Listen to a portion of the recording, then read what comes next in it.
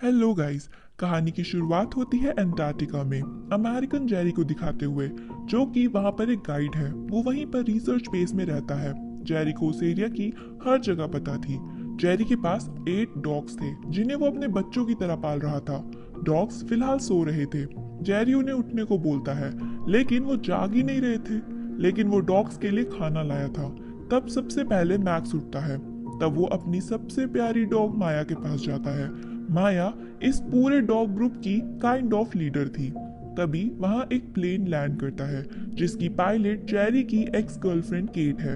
उन दोनों का अभी भी ब्रेकअप नहीं हुआ है, पर दोनों का रिलेशन थोड़ा कॉम्प्लिकेटेड है। तब केट के साथ जेरी कूपर से मिलता है। वो मैकेनिकल इंजीनियर है और मैप मेकर भी। केट के साथ अर्थ और स्पेस साइंटिस्ट डॉक्टर डेविस आए थे। शाम को केट, जेरी और कूपर ताश खेल रहे थे। सभी डॉग्स अंदर ही थे। तभी जेरी ओल्ड जैक से पूछ रहा था आगे क्या करे, तो जिसका ओल्ड जैक जवाब भी दे रहा था और उसके जवाब सिर्फ जैक ही समझ पा रहा था। तब वो कूपर से उसकी गर्लफ्रेंड के बारे में पूछते हैं। वो बताता है कि उसकी गर्लफ्रेंड इटालियन बेस पे काम करती है और वो फोटो दिखाता है, लेकिन कोई उसकी बात पर यकीन नहीं करता क्योंकि इतनी सुंदर और इसकी गर्लफ्रेंड हो ही नहीं सकता। जेरी को लग रहा था डेविस ड्राई वैली जाने के लिए आया है, लेकिन डेविस को किसी मेट्रियोर को ढूंढना था जो कि माउंट मैलाबून पे था। पर जेरी को थोड़ा बुरा लगता है क्योंकि किसी ने भी उसे माउंट मैलाबून के बारे में बताया ही नहीं था। इसके बाद डेविस जेरी की परेशानी के बारे में पूछता है। तब जेरी बताता है कि माउंट मैलाबून बिल्कुल ही अपोजिट डायरेक्शन में है और अभी जनवरी का महीना चल रहा है, बर्फ थिक होगी। वो वहाँ पे स्नो बोट नहीं चला सकते, उन्हें वहाँ सिर्फ डॉग्स ही पहुँचा सकते हैं। जेरी को इस समय वहाँ जाना नहीं था, लेकिन उसका बॉस उसे जाने को कहता है क्योंकि डेविस बहुत दूर से आया था, इसलिए वो मान जाता है। फिर वो बाहर जाके डॉग्स को बांधता है क्योंकि डॉग्स बाहर ही रहते थे। फिर जेरी केट से मिलने जाता है, पर वहाँ एक औरत आ जाती है। फिर जेरी और कूपर थोड़ी मस्ती करते हैं और अपने साथ गर्म पानी की बोतल रख के सो जाते हैं। डॉग्स, जेरी और डेविस माउंट मैलाबून जाने के लिए निकलते हैं। डेविस ने कुछ ज्यादा ही सामान रख लिया था। फिर जेरी डेविस को बताता है कि जब भी आगे आए तो डॉग्स के साथ ही आए। फिर जेरी डेविस को डॉग से मिलवाता है। सबसे आगे थी माया और ओल्ड जैक। माया सबसे होशियार है और ओल्ड जैक बूढ़ा हो गया है, वो 10 साल का है। अब यहाँ पर बहुत ही जल्द रिटायर वो होने वाला है। पीछे थे शॉर्टी और मैक्स। मैक्स अभी सबसे छोटा है। उसके पीछे दो जुड़वा भाई जोय और ट्रूपैन। जोय की आंख के ऊपर निशान था और लास्ट में शैडो और बक थे। फिर दोनों सबसे मिलते हैं और अपने आखिरी सफर पर निकलते हैं। कूपर उनकी फोटो लेता है। कुछ टाइम वो डॉग की सवारी करते हैं और कभी कभी उन्हें पैदल भी चलना पड़ता है, पर ज्यादा सफर वो डॉग से ही तय करते हैं। एक बार तो स्नोमोबिल पलटते पलटते बचती है। आगे उन्हें खाली मैदान दिखता है, यानी आगे झील थी। साथ ही वो जम चुकी है, इसीलिए जेरी डॉग्स की रस्सी थोड़ी बड़ी कर देता है। फिर वो झील के ऊपर से जाते हैं। आगे कुछ दूर जाके डॉग्स रुक जाते हैं। फिर जेरी डेविस को दिखाता है कि आगे लेपर्ड सील है, जो सील कम और लेपर्ड ज्यादा है। अगर उसके पास गए तो वो उन्हें खा जाएगी, इसलिए वो रास्ता बदल लेते हैं। कुछ समय बाद उन्हें कुछ आवाज आती है। जेरी बताता है कि वो ग्लेशियर के ऊपर है। अभी उन्हें बहुत ही ध्यान से चलना होगा क्योंकि कहीं भी दरार हो सकती है। जेरी उसे स्नोमोबिल चलाने को देता है और खुद आगे जाता है। फिर वो उसे धीरे धीरे स्नोमोबिल चलाने को कहता है और कहता है कि अगर कुछ भी लगे तो ब्रेक लगा देना, क्योंकि उसमें ब्रेक्स भी हैं। डेविस किसी तरह से सब कुछ हैंडल कर रहा था, पर वो आगे उन्हें एक दरार मिलती है, बट उन्हें अब घूम के आना होगा। जेरी डॉग्स को दूसरी तरफ के लिए रेडी करता है, पर तभी मैक्स दूसरी साइड भागने लगता है और स्नोमोबिल एक दरार में जाके फंस जाती है और डेविस उसके साथ फंस जाता है। जेरी कैसे तैसे रस्सी को पकड़ता है और जल्दी से डॉग्स के साथ उसे बाहर निकालता है, क्योंकि अगर वो गिर गया तो उसकी लाश भी नहीं मिलेगी। लास्ट में वो डेविस को बचा लेते हैं और डेविस चैन की सांस लेता है। फिर जेरी डेविस को कहता है कि अगली बार यहाँ आओ तो इतना सामान मत लाना। शाम को वो एक जगह कैंप लगाते हैं और डेविस उसे थैंक यू बोलता है और अपने बेटे के बारे में बताता है। पर जेरी की अभी शादी नहीं हुई थी और ना ही उसका रिलेशन इतना अच्छा चल रहा है। फिर अगली सुबह वो अपने सफर में आगे बढ़ते हैं और कुछ समय में ही माउंट मैलाबून पहुंच जाते हैं, जो देखने में काफी खूबसूरत है। यहाँ बेस में उन्हें खबर मिलती है कि साउथ से एक तूफान आ रहा है और सेफ्टी के लिए उन्हें बेस छोड़ना होगा। वो जेरी को इस बारे में इन्फॉर्म करते हैं और जितना जल्दी हो सके वापस आने को कहते हैं। पर डेविस जेरी को मनाने की कोशिश करता है क्योंकि उसे एक बार तो उस मैट्रियोर को ढूंढना है। पर जेरी कहता है कि उसका काम उसे सेफ रखना है। डेविस रिक्वेस्ट करता है और कहता है कि जो चीज पसंद हो उसके लिए जोखिम तो उठाना ही पड़ता है। तो जेरी उसे कल दोपहर तक का टाइम देता है। अगले दिन दोनों पहाड़ पे वो मीटियोर को ढूंढ रहे होते हैं। जेरी दरार से बच के सेफ रास्ता बनाता है पर उन्हें कुछ नहीं मिलता और उनका टाइम भी खत्म हो रहा था। लेकिन तभी डेविस को कुछ दिखाई देता है, लेकिन वो सेफ जोन से बाहर था तो वो वहां जाता है और ये वही मैट्रियोर था। वो बहुत खुश होता है। जेरी उसे कहता है कि वो सेफ्टी जोन से बाहर है पर उसे कोई परवाह नहीं थी। फिर जेरी उसे उसके फुटप्रिंट्स पे चल के सेफ जोन में वापस आने को कहता है और लकीली कुछ गलत नहीं होता। दूसरी तरफ बेस पे रिपोर्ट आती है कि तूफान और ज्यादा स्ट्रॉन्ग हो गए हैं और समय से पहले ही आने वाले हैं। तो केट जेरी से कांटेक्ट करने का ट्राई करती है लेकिन कांटेक्ट नहीं होता। दूसरी तरफ वो वापस आने के लिए निकल चुके थे पर तभी वो देखते हैं कि किसी डॉग के पैर से खून निकल रहा है। तो वो उन्हें रोक कर चेक करते हैं और वो था ओल्ड जैक, उसके पैर से खून निकल रहा था। डेविस सिग्नल ढूंढने की कोशिश करता है ताकि वो बेस से कांटेक्ट कर सके और सिग्नल ढूंढने के चक्कर में वो एक गड्ढे में एज पे खड़ा हो जाता है। थोड़ी देर में बर्फ खिसकती है और वो नीचे गिर जाता है। जेरी तुरंत उसे आवाज देता है। वो जिंदा था पर उसकी टांग टूट गई थी। जेरी उसे बचाने जाने की सोच रहा था कि तब भी बर्फ टूटने लगती है और डेविस नीचे गिर जाता है। असल में ये एक लेक थी, साथ ही उनका फोन सेट भी गिर जाता है। जेरी डेविस को हाथ बढ़ाने को कहता है और स्विम ना करने को कहता है और हड़बड़ाने को बिल्कुल नहीं कहता और कहता है कि साइड की बर्फ को पकड़ लो और जल्दी से डॉग्स के साथ रस्सी लेकर नीचे आता है। जेरी माया को रस्सी देकर डेविस के पास भेजता है। उसकी सांस टूट रही थी। माया रस्सी लेकर धीरे धीरे आगे बढ़ती है पर एक जगह रुक जाती है, पर जेरी के कहने पे वो फिर से आगे जाती है। रस्सी दूसरे से वो डेविस के गले में डाल देती है। जेरी डेविस को रस्सी में अपना राइट हैंड डालने को कहता है। फिर डॉग्स और जेरी मिल के रस्सी खींचते हैं और डेविस को बचा लेते हैं, लेकिन अभी भी वो खतरे से बाहर नहीं था। जेरी सारा सामान फेंक के उसमें डेविस को रखता है और आगे बढ़ता है, पर मैक्स चुप गया था। अब वहां पर वो मैक्स को ढूंढते हैं और फिर वो आगे बढ़ने लगते हैं और तब तक वहां तूफान भी आ गया था। वहां बेस में केट हेलीकॉप्टर लेके उनको ढूंढने जाने के लिए बोलती है। वो कहती है कि अगर तुम्हें यहाँ पे उड़ भी लोगे तो भी तुम वहां तक नहीं पहुंच पाओगे। अगर पहुंच भी गई तो तुम्हें कुछ नहीं दिखेगा। आगे हम देखते हैं कि जेरी डेविस और डॉग के साथ आगे बढ़ रहा था। उसने किसी तरह से स्नोमोबाइल को पकड़ रखा था। अब शाम हो गई थी। केट उनसे कांटेक्ट करने की कोशिश कर रही थी। इधर डॉग अपनी पूरी जान लगा के उनको बेस की तरफ ला रहे थे। बेस पे सब बहुत चिंतित थे। तभी केट खिड़की से बाहर देखती है। डॉग्स उन्हें बेस तक ले आए थे। सभी उन्हें बाहर लेने जाते हैं। जेरी की उंगलियां जम चुकी थी। केट उन्हें गर्म पानी में डालती है, लेकिन जेरी को अभी भी अपने डॉग्स की चिंता थी। लेकिन डेविस अभी भी बहुत ज्यादा क्रिटिकल सिचुएशन में था। अगर सही समय पर उसका इलाज नहीं हुआ तो उसका पैर भी काटना पड़ सकता है, क्योंकि जब वो गिरा था तो उसका पैर टूट गया था।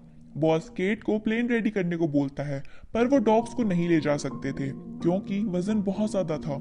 जेरी जेन से मना करता है जाने की, लेकिन केट उसे प्रॉमिस करती है कि वो अगले राउंड में डॉग्स को ले आएगी। तो जेरी रुकने को कहता है, पर वो मना करते हैं क्योंकि उसकी उंगलियां जम गई थी।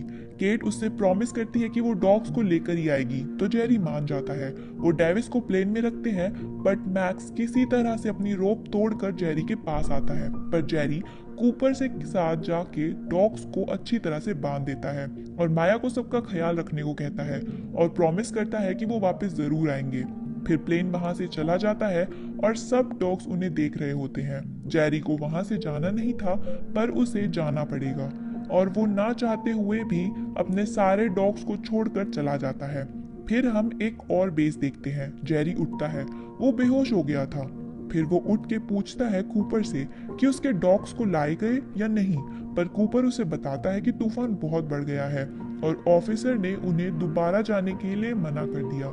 यहाँ से जेरी बाहर जाता है और बाहर जाके उसे केट मिलती है और वो उसे बेस पे वापस जाने को कहता है, पर वो बताती है कि बॉस ने सर्दियों के खत्म होने तक बेस पे न जाने का ऑर्डर दिया है।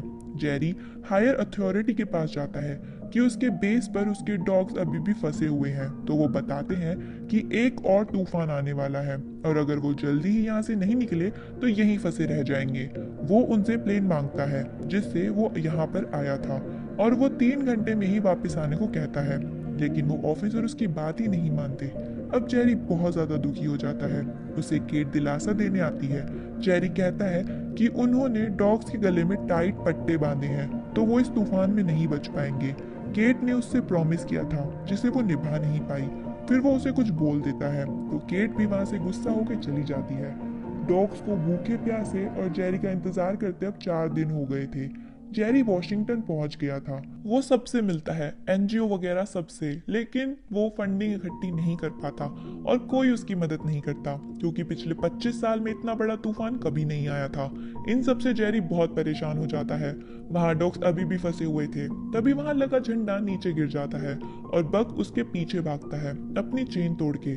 फिर उसके पीछे बाकी डॉग्स भी ऐसा ही करते हैं, लेकिन ओल्ड मोंग वहीं रहता है क्योंकि वो बूढ़ा हो चुका था।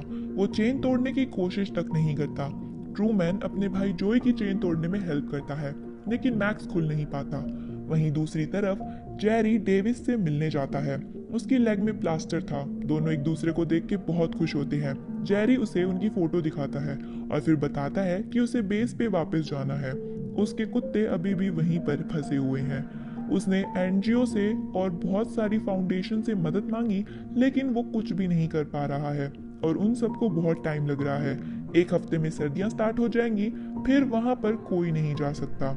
वो यहाँ उसकी हेल्प के लिए आया है क्योंकि वहां पर उसकी पहचान नेशनल साइंस फंड से है। वो 3-4 दिन में वापस आ जाएगा।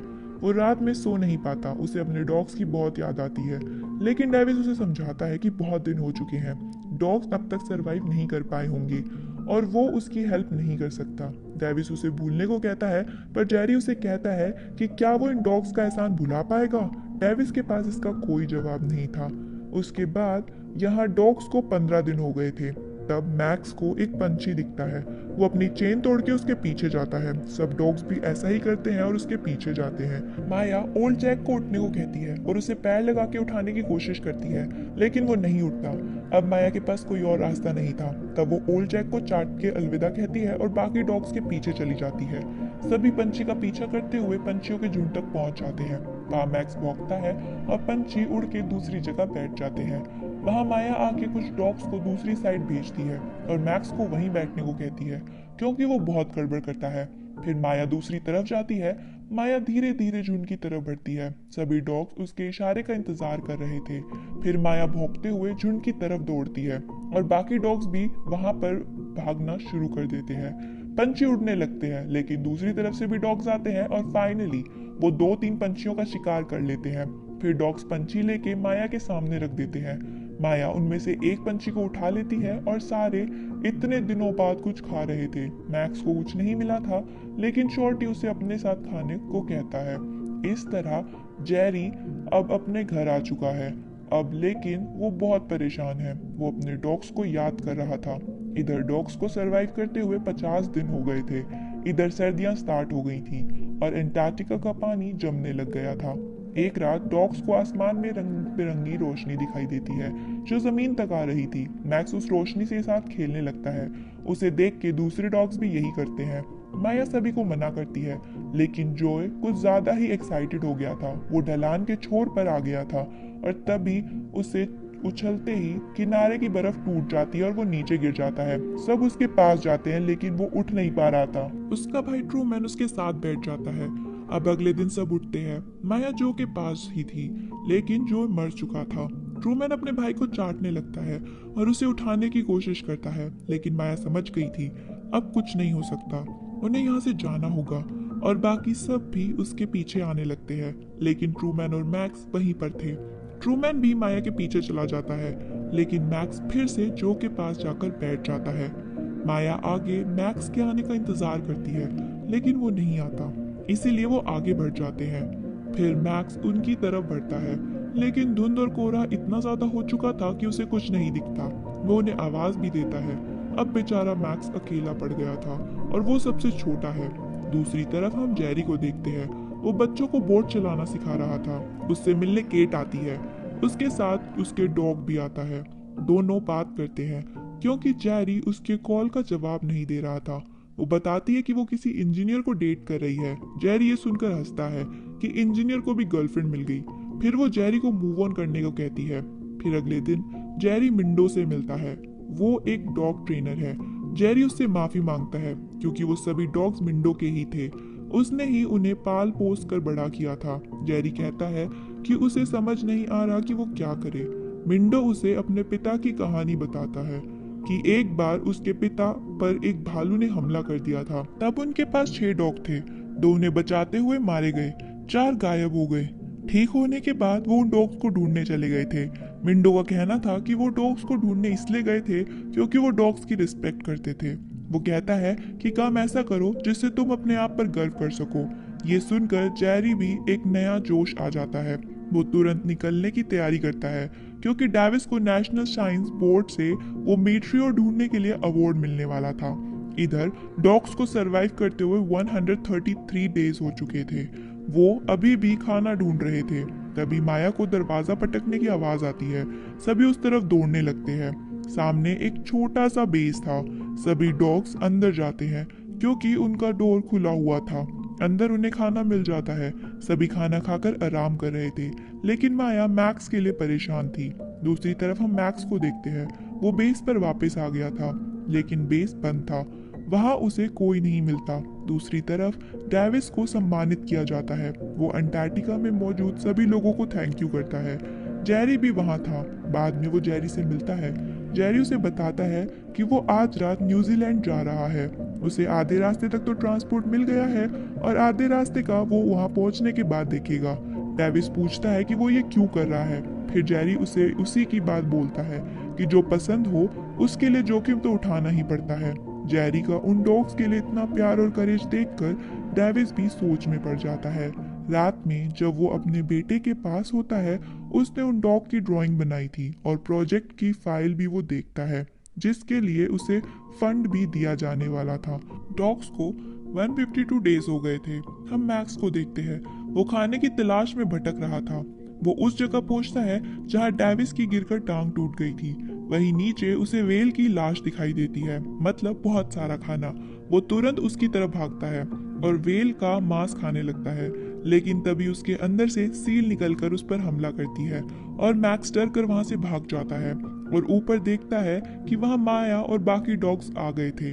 माया उसे कुछ करने के लिए कहती है। मैक्स हिम्मत करके वेल के पास जाता है जहां सील उसे खा रही थी। मैक्स वेल का एक टुकड़ा काट लेता है। सील उस पर गुर्राती है।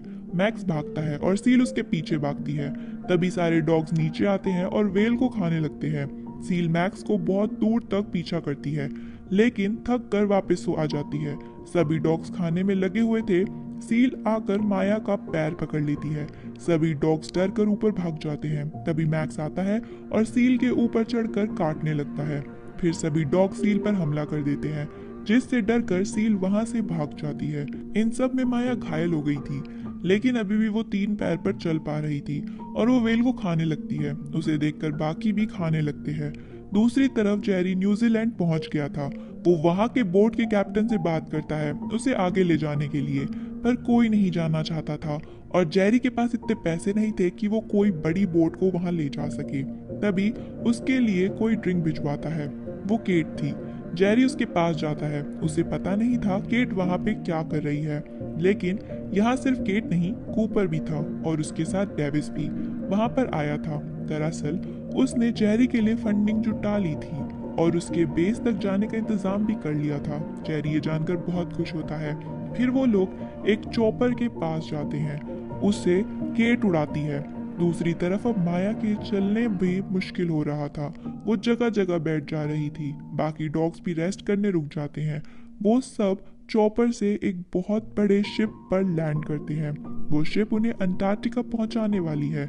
रात में जेरी केट से मिलता है। केट उसे बोलती है कि जब तक वो बेस पे पहुंचेंगे शायद तब तक डॉग्स की लाशें ही मिले, लेकिन जेरी को ये करना था, खुद के लिए, डॉग्स के लिए।